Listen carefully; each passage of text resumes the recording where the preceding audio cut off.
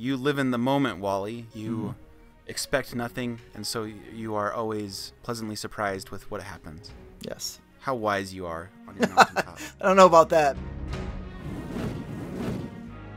Next question we have on the DM Roundtable today is, when you plan a campaign's duration, what are the biggest factors for you in determining the expected duration? So we're talking a campaign, let's say, because one-shots, I think that you usually know how much time you have slotted, right? So let's say campaign duration, are you going to play for months, years, all those sorts of things. So let's get your thoughts, fellow DMs. Yeah, ever since my scrying device broke down, I haven't been able to see the future, so I go into one not having any idea at all. Every time I start a campaign, I go into it feeling like this could go to level 20, or we could be done in 2 or 3 sessions if things don't work out. So I never put any expectations on the length.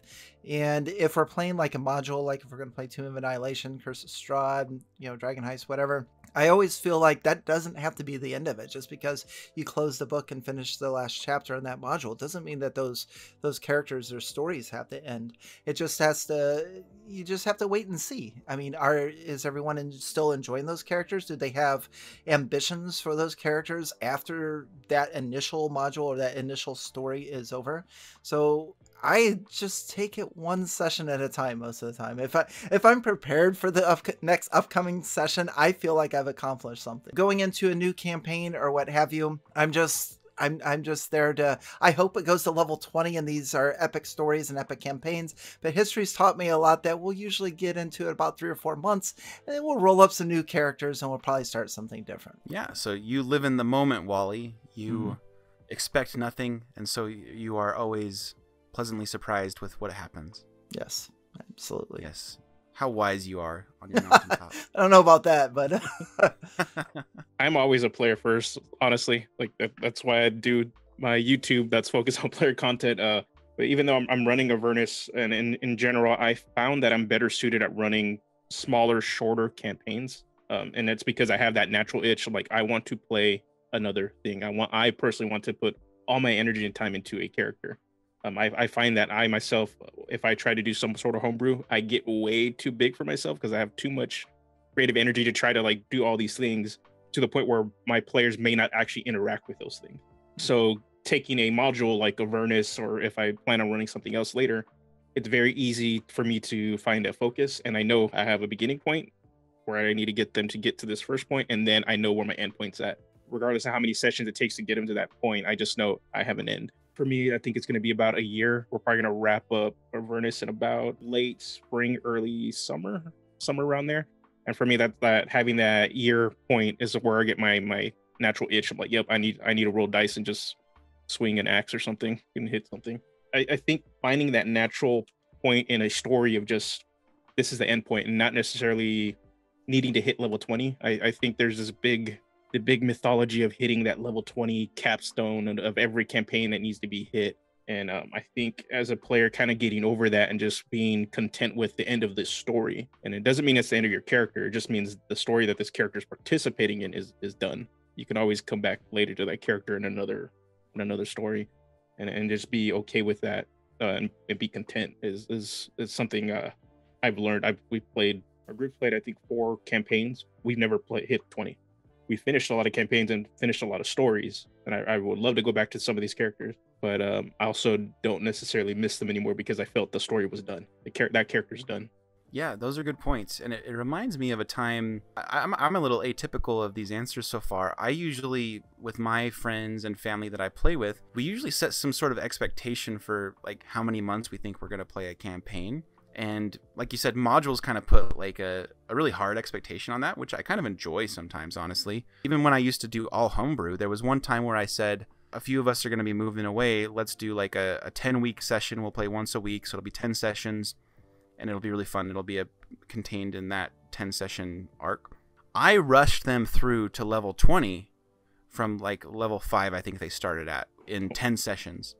I thought I needed to get them to that because the first few campaigns I ran them to like level 20 or close to it before we ended. And some of the feedback I got was, hey, Jordan, you didn't need to rush us through that all. We were glad that you wanted to do that for us, but it almost cheapens the leveling up to those high levels because you barely learn what you had like you gained skills and features last session that you still haven't used yet, and now you're like 3 levels higher. You know, you don't have to do that. Reach a certain level. You don't have to like keep going. Like, I guess we'll keep going even though we think we hit a good stopping point because we have to hit level 20. Like, definitely don't feel like you have to do that. Anyone listening to this, if you want to hit level 20 and you're all still having fun, go for it. But it's okay to say that feels like the end. You know, that's a good stopping point. Let's do something new.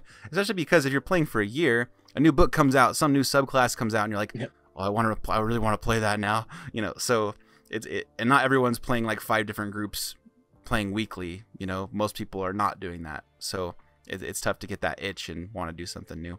My campaign duration has varied. I've run a lot of campaigns, and I have gone from level 1 to 20, and from level 1 to higher levels. You know, so it's not uncommon in my group.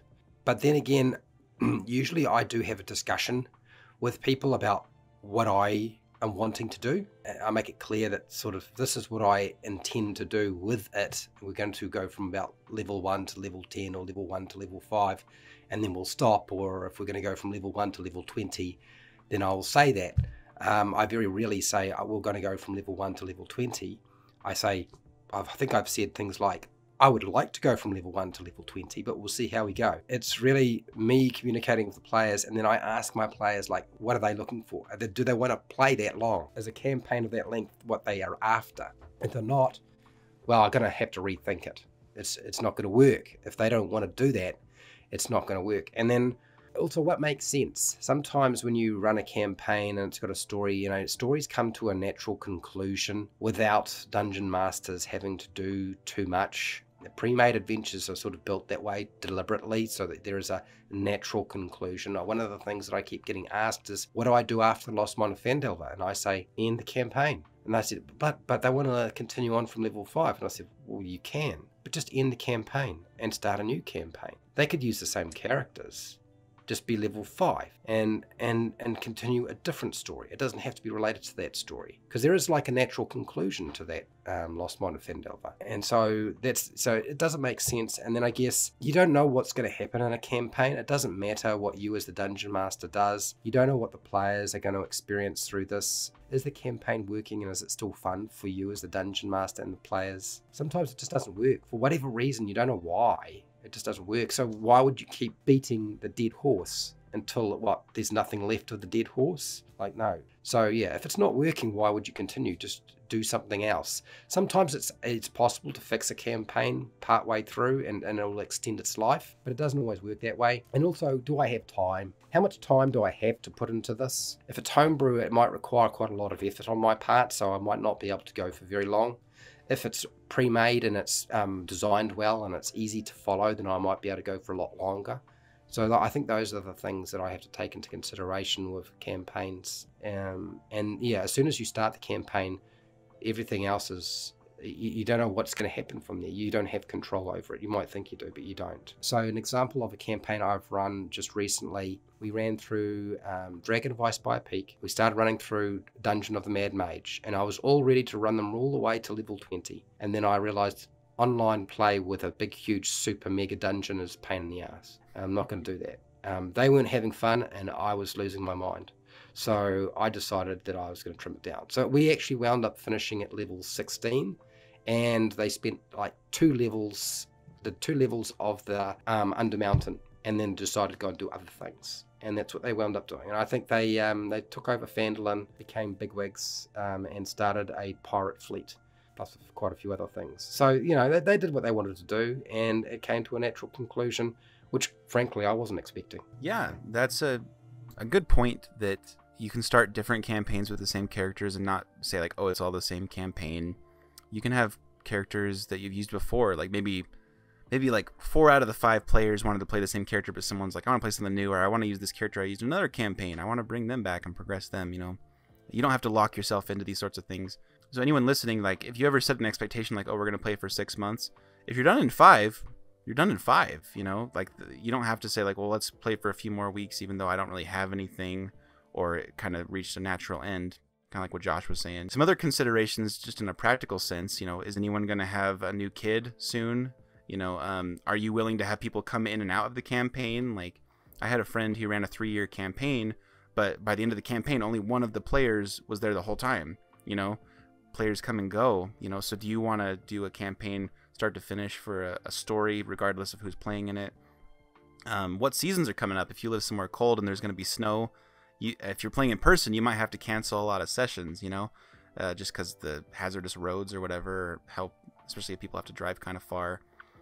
If you're in school, when a semester ends, everyone's schedule changes. It's going to be hard. You know, there's lots of things to consider, including how frequently you play. If you're playing weekly, bi-weekly, monthly, you know, there's a lot of things to kind of consider in that way. And you also want to talk about, are we still going to play if certain like how many players are going to miss the session before we cancel, you know?